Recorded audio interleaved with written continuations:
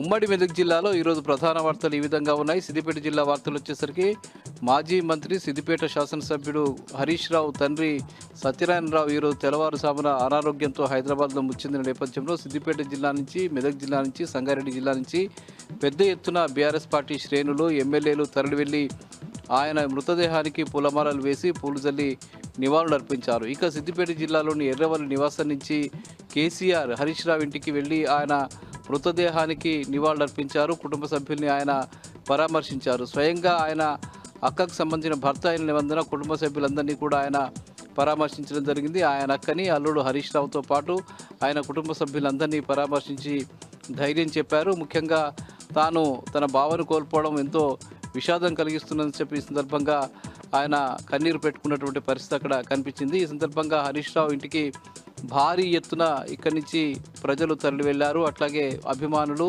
BRS party నాయకులు కూడా తరలి వెళ్లి సత్యనారాయణరావు మృతదేహానికి నివాళులర్పించారు. ఇక గజ్వేల్లోని వీమార్ట్ సూపర్ మార్కెట్లో సెక్యూరిటీ గార్డుగా పనిచేస్తున్నటువంటి బాలయ్య అనే వ్యక్తి అనుమానాస్పద స్థితిలో మృతి చెందాడు. వీమార్ట్కు సంబంధించిన ఆవరణలోనే ఆయన మృతదేహం కనిపించడం పలు అనుమానాలకు తావిస్తున్నది. ఆయన ఆత్మహత్య చేసుకున్నాడా, ఎవరైనా హత్య చేశారా అనే దాని మీద పోలీసులు కేసు నమోదు చేసుకుని దర్యాప్తు చేస్తున్నారు. ఇక సిద్దిపేటలో ఈరోజు ఎంఆర్పిఎస్ నేత మంద కృష్ణ మాదిగ మీడియా సమావేశం ఏర్పాటు చేశారు.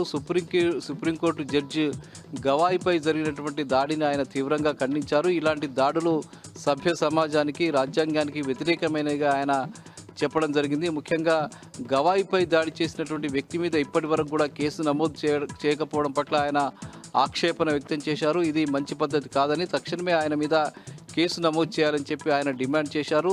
సనాతన ధర్మం పేరిట ఎవరి మీద పడితే వారి మీద దాడులు చేస్తే చూస్తూ ఊరుకోమని చెప్పి ఆయన చెప్పడం జరిగింది. అట్లాగే దళితుల పక్షాన నిలబడ్డటువంటి న్యాయమూర్తిపై ఇలాంటి దాడి జరగడం శోచనీయమని చెప్పి మందకృష్ణ మాదిగ అన్నారు. సిద్దిపేటలోని ప్రముఖ క్లబ్ అయినటువంటి సిటిజన్స్ క్లబ్పై టాస్క్ ఫోర్స్ పోలీసులు దాడి చేశారు. అకస్మాత్తుగా అక్కడికి వెళ్ళినటువంటి పోలీసులు దాడి చేసి అక్కడి రికార్డులను కూడా తనిఖీ చేశారు. ముఖ్యంగా అక్కడ పేకాడుతున్న పలువురు వ్యక్తుల్ని అదుపులోకి తీసుకున్నారు. భారీ మొత్తంలో అక్కడ డబ్బు కూడా దొరికినట్టు సమాచారం ఉంది. సిటిజన్స్ క్లబ్లో గత కొంతకాలంగా పెద్ద ఎత్తున పేకాట వ్యవహారం కొనసాగుతున్నట్టుగా ఉన్నటువంటి సమాచారం మేరకు స్పెషల్ టాస్క్ ఫోర్స్ పోలీసులు ఆ క్లబ్పై దాడి చేస్తున్నట్టుగా తెలుస్తుంది. ఈ సందర్భంగా పలువురిని అదుపులోకి తీసుకుని పోలీసులు ప్రశ్నిస్తున్నట్టుగా కూడా సమాచారం. ఇక పోలీసు అమరవీరుల వారోత్సవం సందర్భంగా సిద్దిపేటలోని సిపి కార్యాలయంలో ఈరోజు పోలీసులు రక్తదాన శిబిరాన్ని నిర్వహించారు. పోలీసులంతా పెద్ద ఎత్తున రక్తదానం చేసి సమాజానికి తాము కూడా దోహదం చేస్తామని చెప్పి సందర్భంగా వాళ్ళు ప్రతినప్పునడం జరిగింది. అట్లాగే విధి నిర్వహణలో అసూలు బాసినటువంటి పోలీసు అమరవీరులను వాళ్ళు స్మరించుకున్నారు.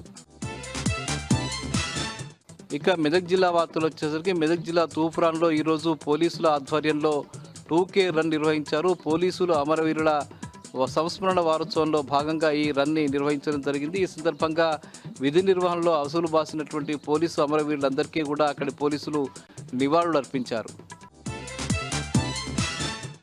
ఇక జిన్నారం మండల కేంద్రంలో ఇప్పటి వరకు కూడా ధాన్యం కొనుగోలు కేంద్రాలను ప్రారంభించకపోవడం పట్ల రైతులంతా ఆందోళన వ్యక్తం చేశారు. ఇప్పటికే చాలా ప్రాంతాల నుంచి పెద్ద ఎత్తున వరి ధాన్యం మార్కెట్ యార్డుల్లోకి, ఐకేపీ సెంటర్లోకి చేరుతున్నప్పటికీ కూడా ఇప్పటి వరకు కూడా ప్రభుత్వం కొనుగోలు ప్రారంభించకపోవడం పట్ల రైతులంతా కూడా ఆందోళన వ్యక్తం చేస్తున్నారు. తక్షణమే కొనుగోలు ప్రారంభించాలని చెప్పి ఆ ప్రాంత రైతులు ఆందోళన చేసి ప్రభుత్వానికి డిమాండ్ చేశారు.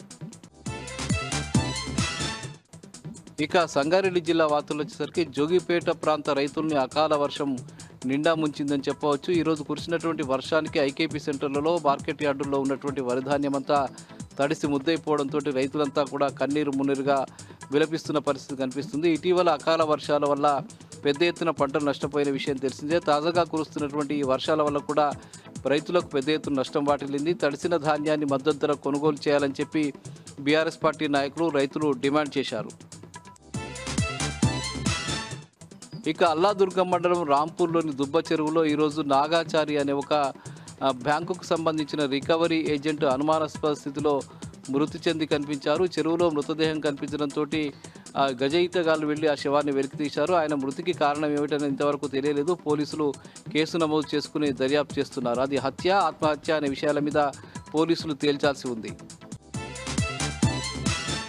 ఇక సర్దార్ వల్లభాయ్ పటేల్ 150వ జయంతి ఉత్సవాల్లో భాగంగా దేశవ్యాప్తంగా యూనిటీ మార్చ్ కార్యక్రమానికి కేంద్ర ప్రభుత్వం పిలుపునిచ్చింది. అందులో భాగంగా ఉమ్మడి జిల్లాలో అట్లాగే సంగారెడ్డి జిల్లాలో పెద్ద ఎత్తున ఈ కార్యక్రమాన్ని నిర్వహించడం కోసం అధికారులు సమాయత్తం అవుతున్నారు. అందులో భాగంగా సంగారెడ్డి కలెక్టరేట్ కార్యాలయంలో ఈరోజు అధికారులు సమావేశం ఏర్పాటు చేశారు. ఈ నెల 31 నుంచి మొదలుకొని నవంబర్ 25వ తేదీ వరకు పెద్ద ఎత్తున ఈ మార్చి నిర్వహిస్తామని, ఈ మార్చిలో అన్ని వర్గాల ప్రజల్ని భాగస్వాములు చేస్తామని, ముఖ్యంగా విద్యార్థుల పట్ల కూడా భాగస్వాములను చేసి ముందుకు తీసుకువెళ్తామని చెప్పి అధికారులు ఈ సందర్భంగా ప్రకటించారు.